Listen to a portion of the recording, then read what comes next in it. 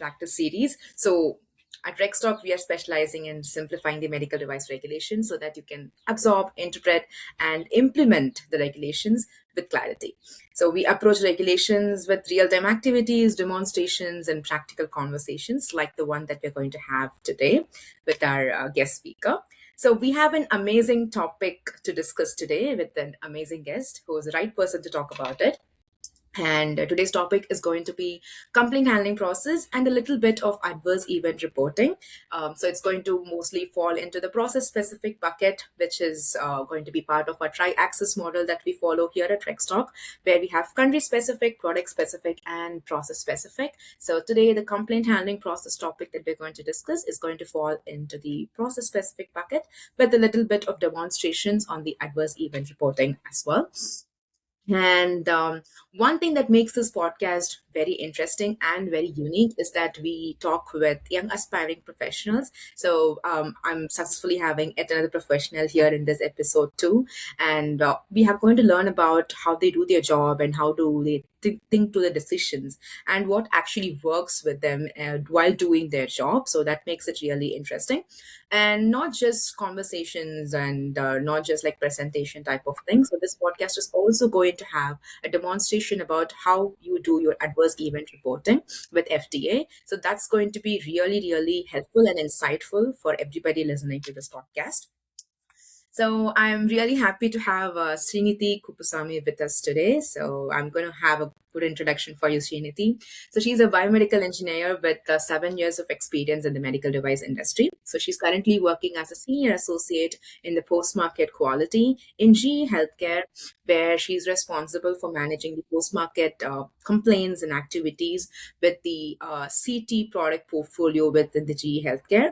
And which is a huge equipment, obviously. And she brings a hands-on experience in handling complaints, which also includes doing like thorough investigations, risk assessments, and managing NCs, CAPAs, and also doing the adverse event reporting part, including the trending of the complaints, etc. So she brings like a huge amount of knowledge to share with us today. And she's also a RAPS member. Along with that, she's also a volunteer in one of the committees that deals with the communications.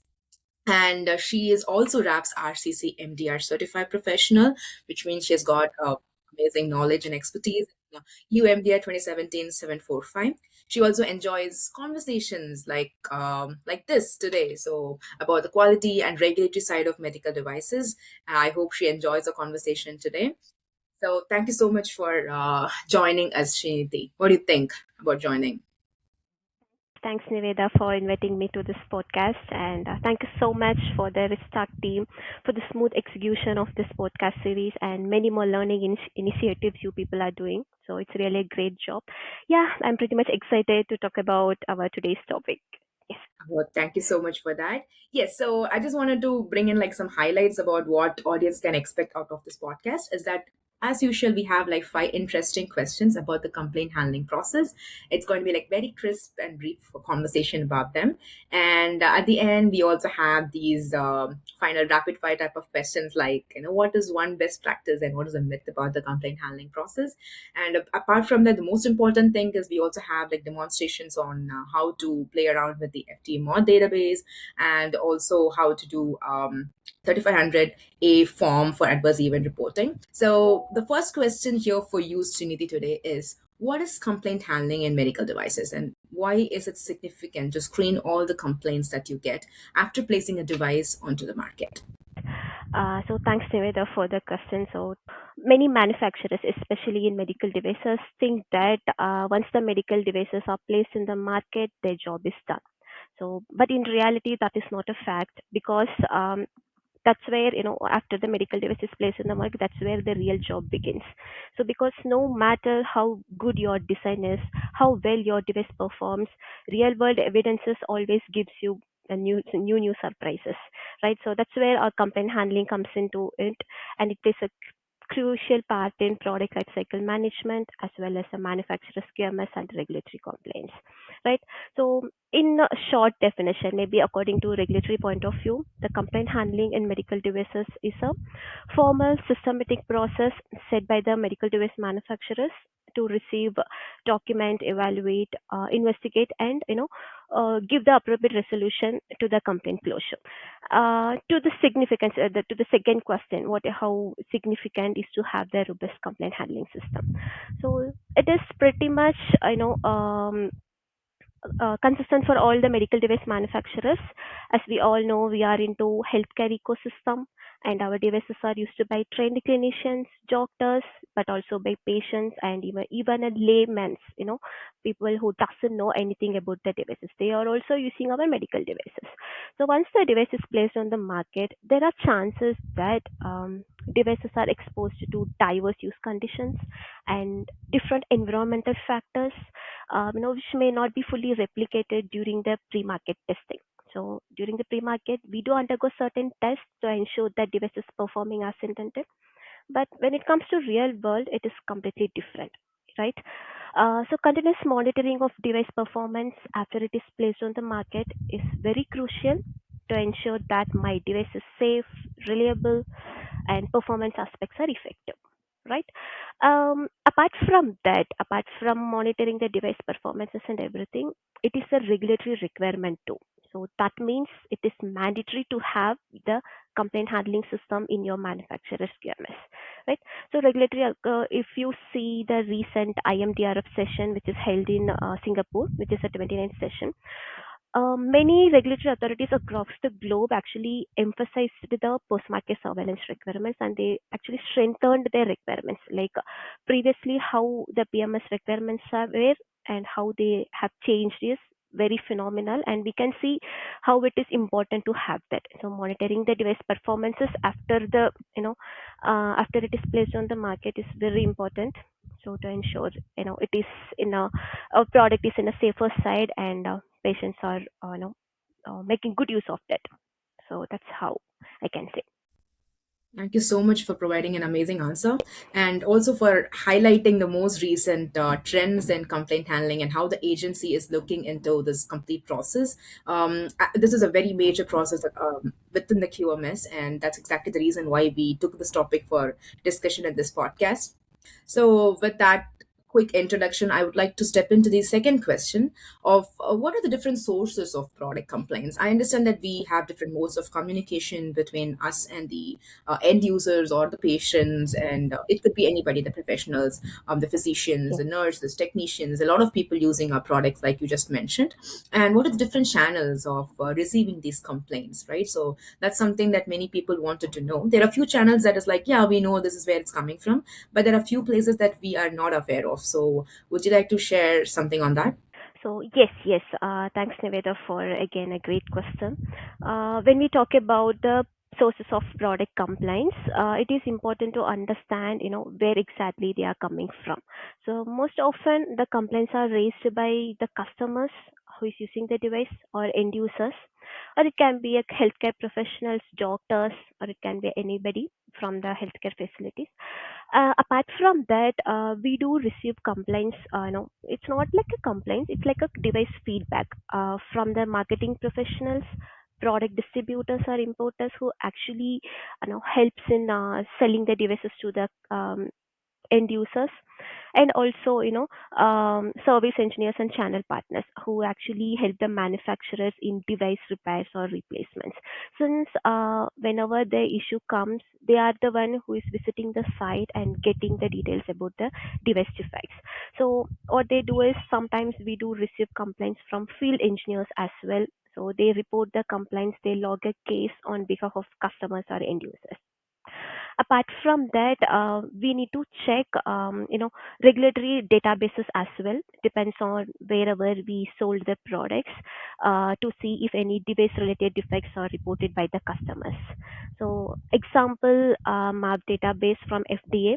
So in order to have brief overview how the MAP database looks like, and as a manufacturer, how do we fetch that data? So I'll give you a brief overview about how the MAP database looks like. So before that, I'd like to share my screen. Of course, we're looking forward to it. Yeah. So if you see, this is the database, post-market database maintained by US FDA. The database name is, we can say it is a manufacturer and user facility device experience. If you see the list of options here, there is saying product problem, product class, event type. If you see the event type, scroll down, there are different types of events. It is a death, serious injury, malfunction, or other information. If you have a model number, you have to enter, then brand name, exemption number, when FDA received the data, and other details about the product if it's a pre-market or licensing products. Suppose if you are into a complaint handling system and you want to check the MAUDE database, first you have to fill the necessary information as much as possible. Maybe just to have a quick reference, I will select event type as a debt, just to have easy references, and I'll select any of the manufacturers. It can be anybody, so I'll select Insulate, some manufacturer, and apart from that we don't know anything about it, right? So if I give a search, there is you know around 7 records I'm getting. So if I click the first thing, it's a adverse event from the Insulate Corporation.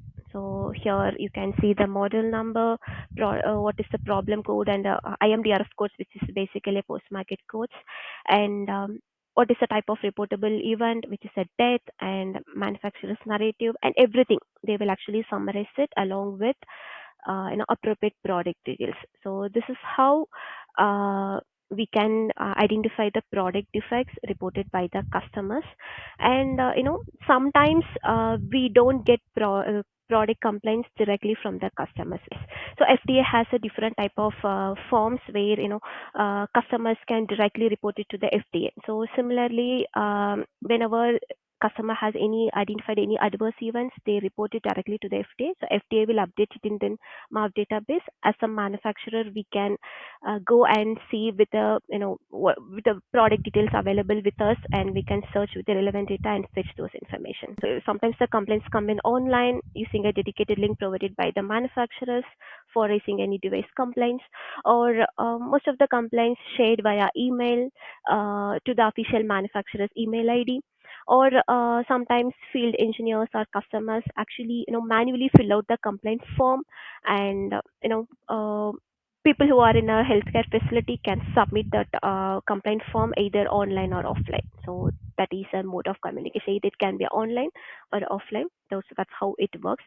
So all these sources and modes together, to ensure that we are not missing any and product details are captured, tracked, and addressed effectively. Okay, okay. Yeah, that was very useful, especially Yeah. the mod database demo that you just showed us. Really helpful. And also the sources, different modes of how actually you get the complaints into a manufacturer after you place the device into the market is really helpful to us. And yeah, so now we understand what's a complaint and how we get the complaint, right? So now it's important part, like how exactly does this complaint handling process work or look like? So how what is the step by step process happens after the manufacturer receives the complaint is the hot topic. So let's just go over that. Yeah, yes, Nevada, thank you so much. So before that, again, I wanted to share my screen to have proper flow about what exactly how the complaint effective complaint handling would look like. Okay, so if you see this flow chart, as I said, we do receive complaints from a different resources, right? So from that, first we receive the customer feedback.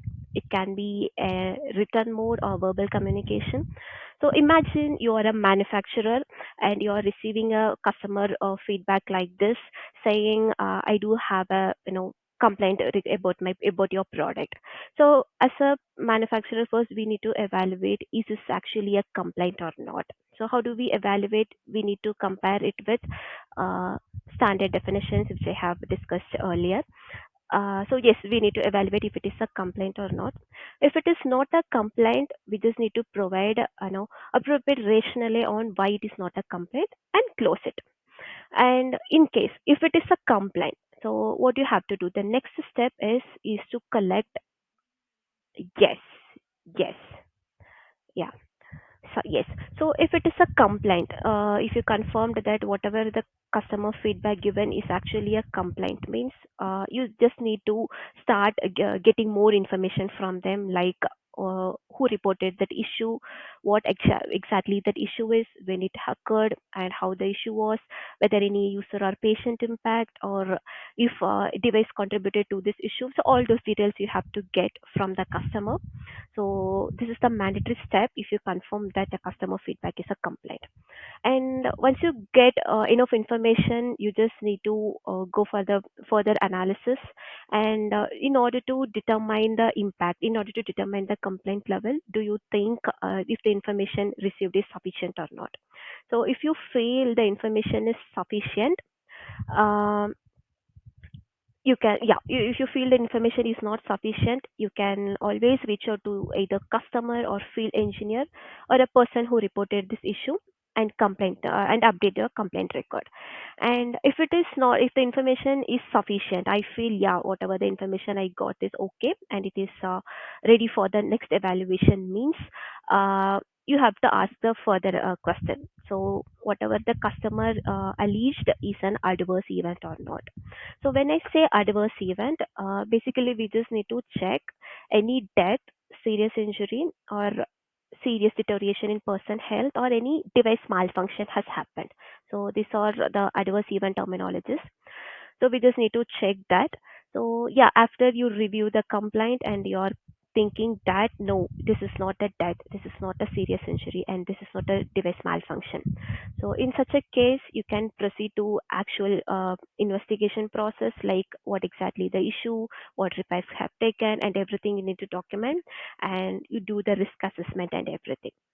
Suppose if you feel this is my adverse event, there are, either death or serious injury has happened, means you need to ask further question. So as a manufacturer, your concern always would be whether my device has actually contributed to this event.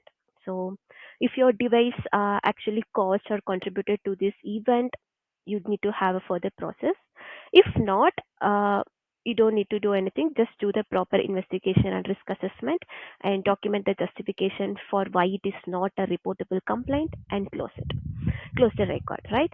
So if it is, if you confirm that your device has actually or possibly caused the adverse event, means you need to, know where the information has occurred and where is the customer site and country and everything, because depends on the country, it depends on where the issue occurs, the reportability timelines varies, right?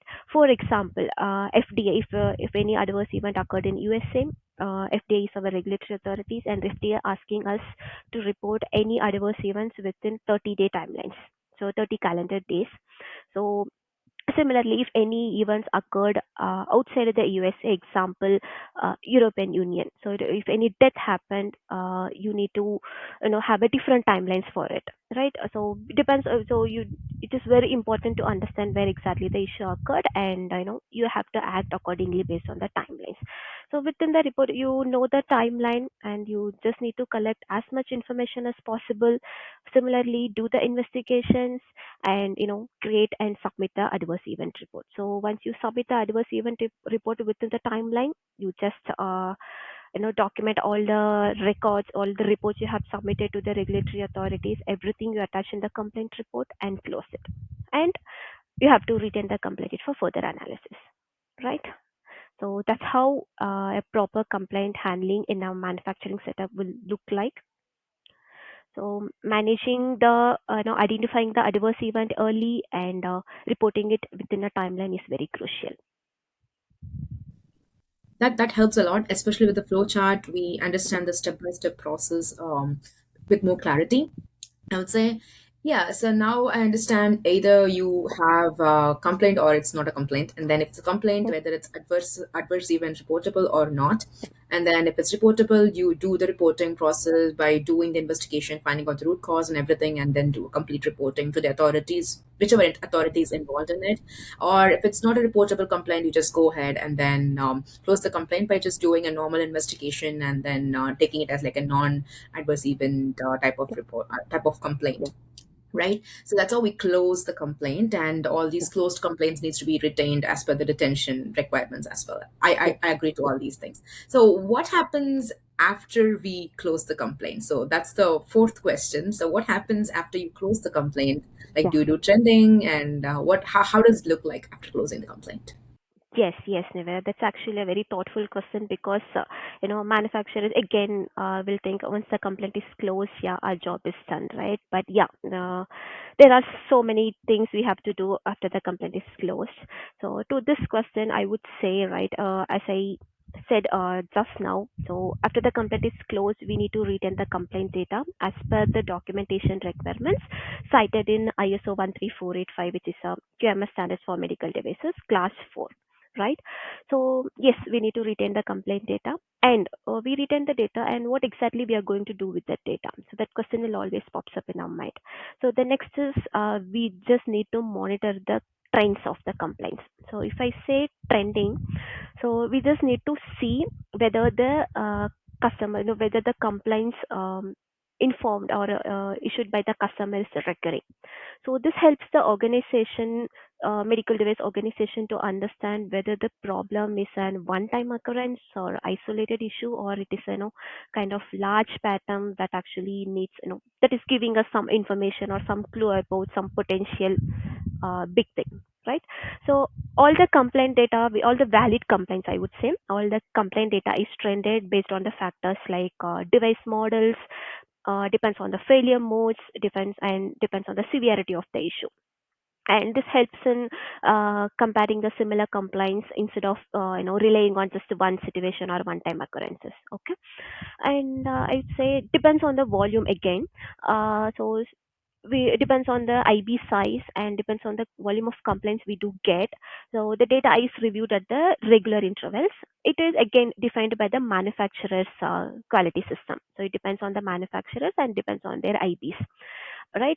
So we look for the what exactly we do on the trending is we look for the patterns such as any increase in specific failure modes or repeated issue with the same parts or components. So we do get assist from various IT tools like dashboards, creating a charts, and using the statistical methodologies to monitor those limits. And if you identify such limits reaches the threshold, means automatically it is giving us some signal, so it will trigger a new investigation. So if you identify, as a manufacturer, I'm telling, if you identify any unfavorable trends within the device compliance, what we have to do is we start doing the detailed investigation about it, why the trend is occurring. We do collaborate with the cross-functional teams like risk assessment, engineering, to investigate the issues further, and we decide whether it is leading to any corrective and preventive actions, or it is actually urging us to do any recalls or any design changes and everything. So that's how a complaint data is actually influencing us to do all these aspects. And another one last point I would say is trending actually helps detecting the any product issues in a proactive manner. So always complaints is a reactive thing because whenever the devices are used by the customer, if they feel something wrong, they are actually reaching out to us. But as we do trend the defects, if we see the pattern, we do identify any proactive cases. Okay, it is going to lead us something else. We just need to be proactively active, and we just need to ensure that this is not going to happen, and we just need to ensure that some tragic things would help us to prevent. So that is another important aspect and very crucial part in a post market surveillance system. Yeah, it sounds very interesting actually as we go further into Yeah. the discussion. So, especially with the trending and doing something proactive, because preventing a tragic incident Yes. from happening in itself is a huge thing, and Yes. it's a great responsibility of the manufacturers, and it's great to know that this team is actually working on preventing Yes. something huge, Yes.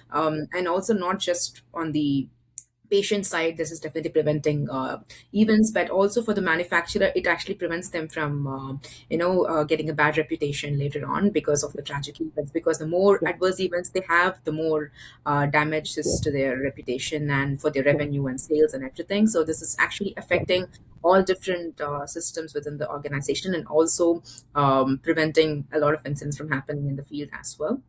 Yeah, yeah. So we understand where this data is being used. It's being, taken to the kappas, or they're actually fed back into design and engineering and everything. So I'm just going to go to the fifth question, which is the important part, which is adverse event reporting. yes, So we understand that a few complaints might lead to adverse event reporting, and we just saw that in the flow chart as well. So I would like to understand more about what is adverse event reporting as yes. part of complaint handling.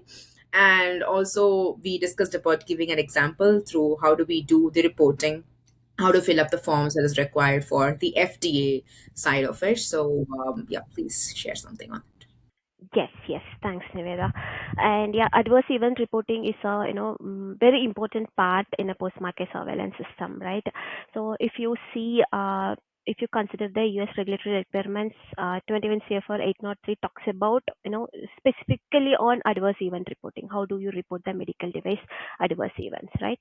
So yeah, as a manufacturer, if you confirmed that your device has actually caused any death or serious injury, or any reported malfunction which has the potential to cause death or serious injury, means you just need to formally submit a medical device report to the FDA or any relevant regulatory authorities, or depends on wherever the issue occurred.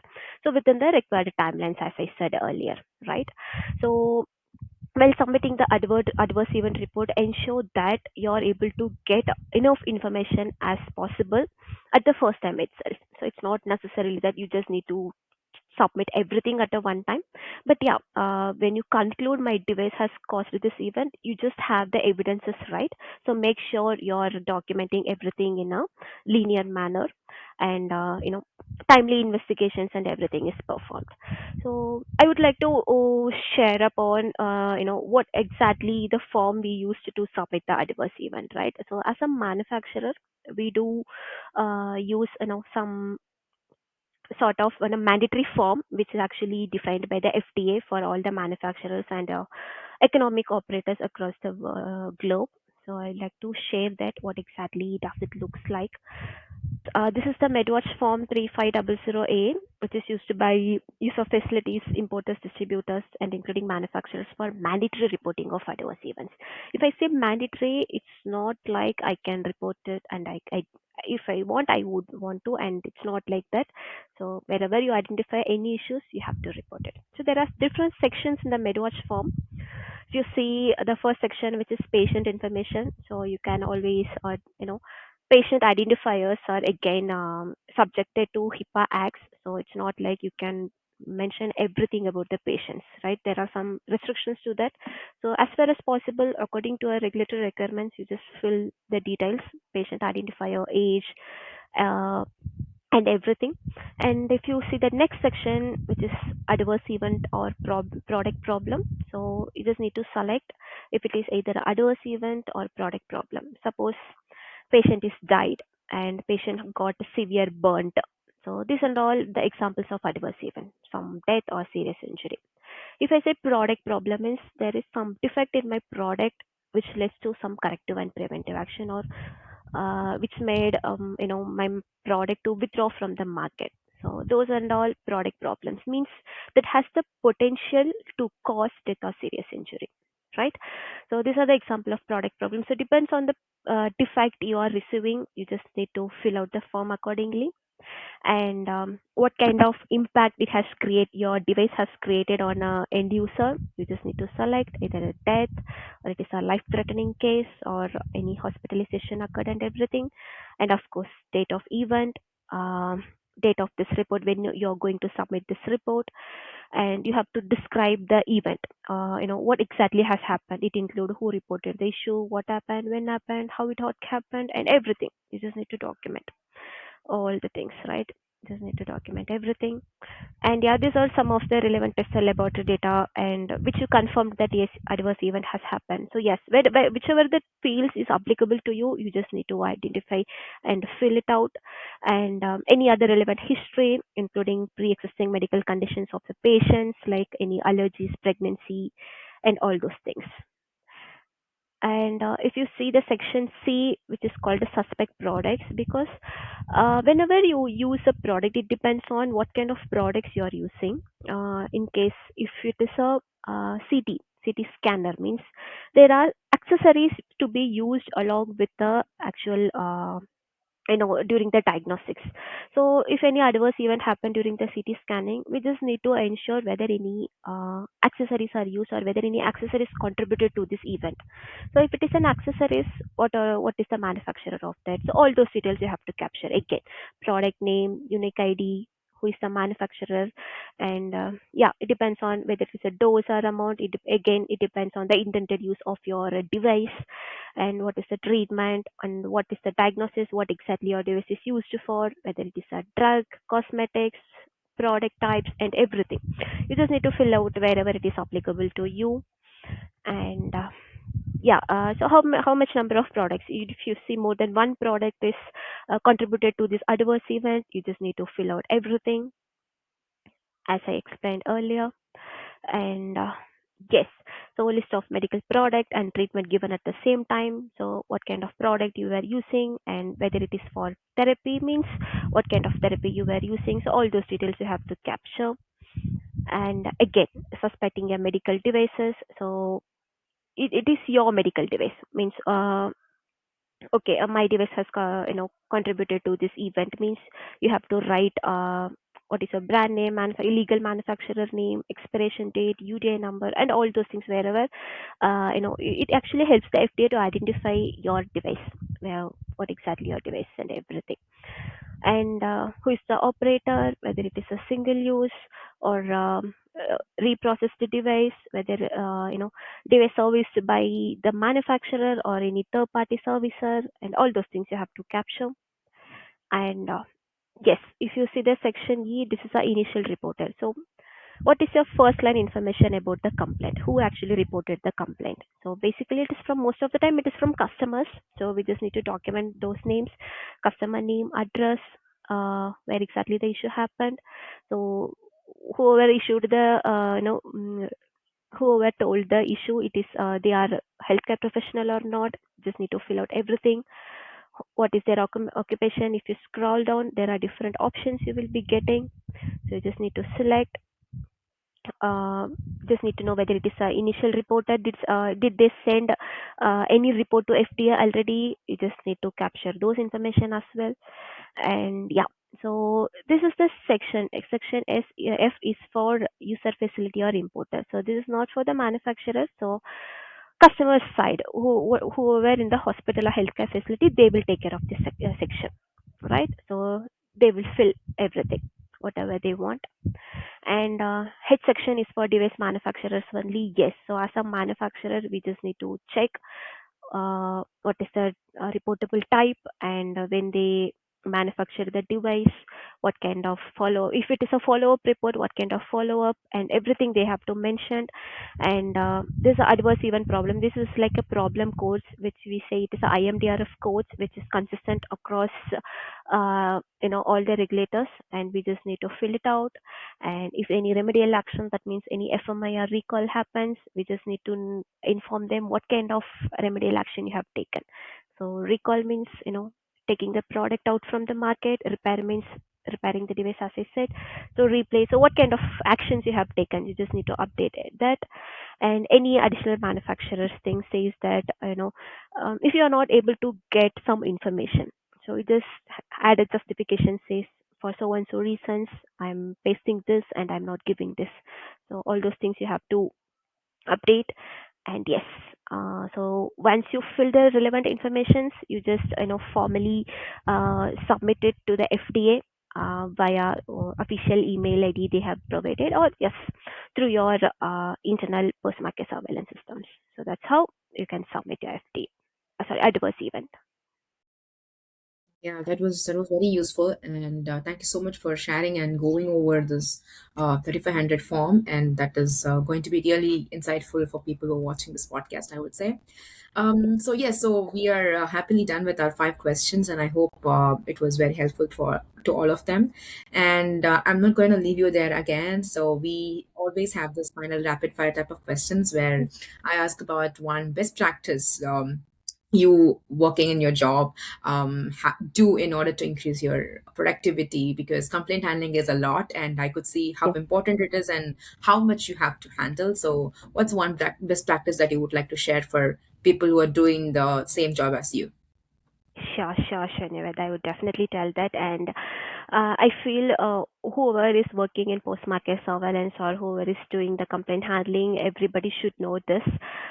You know, whoever in this in the job, because my advice is always on don't just focus on closing the complaints. It's not like okay, I'm reviewing the complaints today and I'm just closing it. Depends on what kind of issues you are receiving. It's not like that, because always look beyond closure metrics. Like try to understand why you're doing this. Try to understand the cause behind this, why I'm doing all those things, all those stuff and everything, right? So and take time to learn about the QMS requirements, especially on the medical devices. Ask the right questions and develop and improve your investigation skills, because whenever you read the complaint, it's not like okay, I don't feel like it is, so it will cause something very serious. I don't think that is a very simple issue. You should not think in that way. Always just think outside of your box and try to apply the root cause analysis tools like five whys. Ask the questions repetitively, why they mentioned like that, why they alleged like that and everything. So apply fishbone to your investigation skills. And yeah, don't don't just focus on rushing and closing the complaints only. So understanding how complaints is actually driving the kappa design changes and improving the manufacturer's QMS means, if you think in that way, that is actually a phenomenal change. And yes, everyone who is working in that job should understand this, so that it will actually no it will actually can create an impact on a person, like okay, my job is so critical and I'm ensuring I'm doing something meaningful day by day, Yeah, right? that's an amazing feel, actually, right? And Yes, I totally get it. Always look into a complaint with the worst case scenario, not like, this is not going to be a big problem type of thing. yes, And yes, also having a bigger picture on what you're doing will actually yes, give you the motivation to do the job, on how yes, you're contributing to the overall company's growth and yes, the patient outcomes and everything. So that makes it really interesting for you to work day in, day out. Totally taken, and I hope everybody working on the complaints do take it. And the last thing I would like to ask you is, what's one myth that you would talk about in complaint handling team, right? So there's always a lot of myth about, yeah, this is what they do. This is a very repetitive task. So what do you think yes, yes. from your side? Yes, Niveda, I would like to add on the same thing. People think that is a repetitive task, and apart from that, compliance handling is generally considered as an administrative role. So, like, okay, I'm receiving the complaints, I'm no sending it for the further investigation, and I'm closing it. My job is done. So that is not like that. In reality, this is completely different, because effective complaint handling in medical devices ensure that right when a person who is doing the job should have the sufficient product knowledge on whatever the devices they are working in. So they should know the appropriate working principle on the devices. They should know the clinical work environment and conditions on how the device is actually performing, and they should be able to ask the right questions at the right situations, because not all the time customer tells everything. So if the complaint is reported by the clinician, we can expect they can tell it in a clinical point of view and everything. But imagine if the complaint was reported by the layman. So they just tell, no, my device is not working. So when I was working, it is not showing the reading. So that's how they tell. But if we know the device, we will understand if the reading is not showing what was my impact. So what will cause. So it will go and take you to the another risk level. So another risk assessment thinking it will bring you up, right? So knowing the products, understanding the clinical conditions is very important. Apart from that, knowing the regulatory requirement is very crucial, because we are not doing just to for the sake of the patients. We are just doing since the regulators ask us to do. So it is very important thing, right? So yes, knowing the regulatory requirements also very crucial, so that we will be aware whenever any adverse event or serious injury happen. We just need to know within that stipulated timeline how can I act proactively. No, those kind of things they should know. So it's not like, okay, I'm doing the job, thing is done, I closed everything and I'm leaving. It's not like that. So considering all aspects is very important, so that we are contributing to the patient safety and regulatory compliance of one manufacturer's system. Yeah, totally get it. Yeah, because mostly the complaint handling team is considered to be part of the quality assurance, and Yes, it's part of the QMS. But again, QMS is again a wing of all the regulatory requirements that yes, we are facing, and especially while doing the submissions, the post market system, and whatever data that we get out of the post-market surveillance is definitely taken into considerations, especially when we get into new countries and expand the installation base and everything. So I hope the complaint handling team and the task is taken seriously, both within the quality and the regulatory, because as you just mentioned, it's just not an admin task. It is yes, definitely part of a huge system, and definitely part of the regulatory affairs as well. Um, yes, Thank you so much for sharing all these insightful information about the complaint handling. And I never thought I would learn so much about complaint handling today, but this has been really great, and having a great conversation with you. I hope our audience also got a lot of good insights about the complaint handling and adverse event reporting and everything. So before we are closing, thank you so much, Srinithi. Again, we will meet in one more podcast, maybe yes, sooner or later. And if you would like to get similar practical insights, and if you'd like to learn something from the basic with a lot of hands-on activities, assignments, and real conversations like we just had, we have a flagship program at REGSTALK called Regulatory Saturdays EUMDR Simplified. So if you're someone trying to learn the EUMDR right from the basics, so we have this program running batch wise. So we have trained a lot of professionals, around 100 professionals across the globe in multiple batches in the past 2 years. So our next batch is coming up this May 16. It's starting, and it's just in 6 weeks and 2 hours every Saturdays. You'll be able to learn the EU regulation completely, and it's going to be, again, as I previously mentioned, a lot of activities, practical insights, and there's a very small group, so you can learn it with ease, and you can get very comfortable with a lot of people out there. So if you would like to register for this program, please find the link in the description. I'll also add it to the comment as well. And thank you so much, everyone, for listening to this podcast. And thank you so much, Srinidhi. And we'll see the podcast very soon out there. yes. Thanks, thank you, Niveda, for the opportunity. Yes, hope it helps the audience. Totally, totally. Thank you.